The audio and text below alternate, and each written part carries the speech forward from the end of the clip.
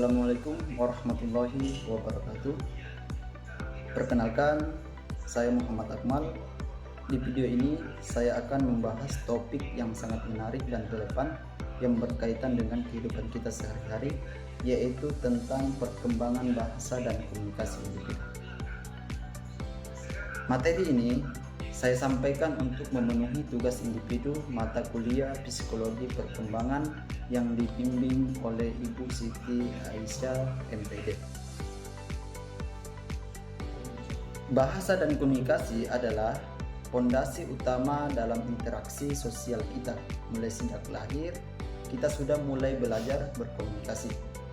Bahkan sebelum bisa mengucapkan kata pertama, mulai dari tangisan bayi, coying, babbling, hingga akhirnya mengucapkan kata semisal mama ataupun papa, itu semua adalah bagian dari perjalanan hidup yang luar biasa ini.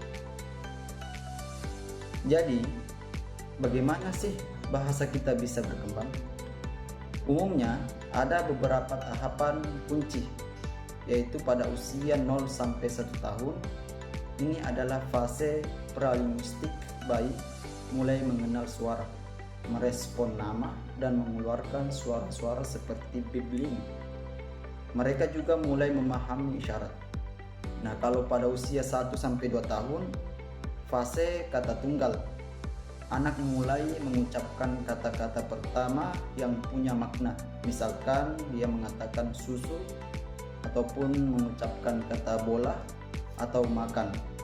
Mereka juga sudah bisa mengikuti instruksi sederhana. Nah, kalau pada usia 2 sampai 3 tahun memasuki fase kalimat 2 kata, anak mulai mengembangkan 2 kata menjadi frasa sederhana seperti mau makan, ayah pergi. Kosakata mereka juga berkembang pesat.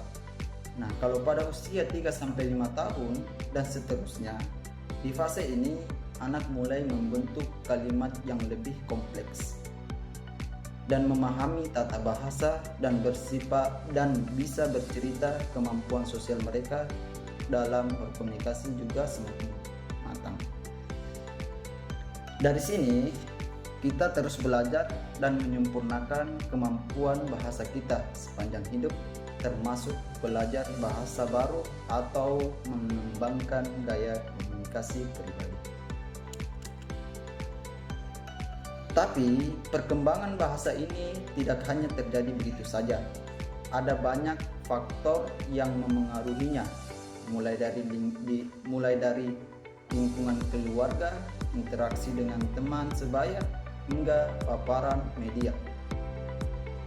Salah satu kunci utama stimulasi, yang artinya semakin sering kita berinteraksi, membaca buku bersama, mendengarkan cerita, atau bahkan sekedar sering berbicara dengan anak-anak di sekitar, semakin baik pula perkembangan bahasa mereka.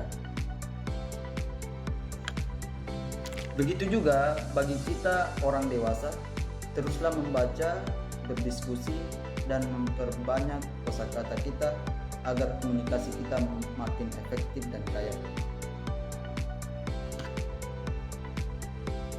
Jadi, bisa kita simpulkan, perjalanan perkembangan bahasa dan komunikasi individu adalah sebuah proses yang kompleks dan berkesinambungan.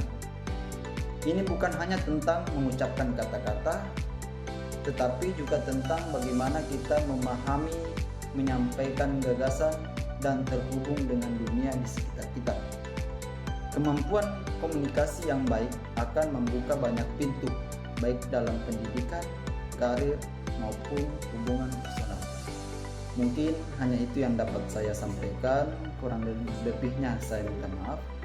Mudah-mudahan ada manfaatnya. Terima kasih, saya akhiri. Assalamualaikum warahmatullahi wabarakatuh.